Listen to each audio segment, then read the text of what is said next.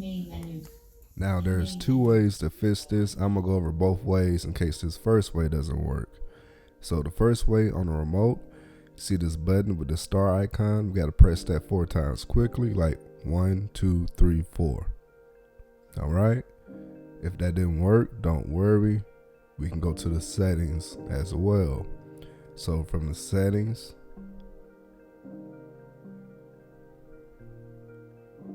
we're going to go to accessibility from the settings. And I had a little issue with my remote, but from accessibilities, go to stream reader. And from stream reader, we're just going to turn that off. And that's all it is to it. All right, but if you're interested in informational videos around everyday tech and products, feel free to subscribe to the channel if you haven't already. But for this video, this is all I got for you. Much love to each and every one of you.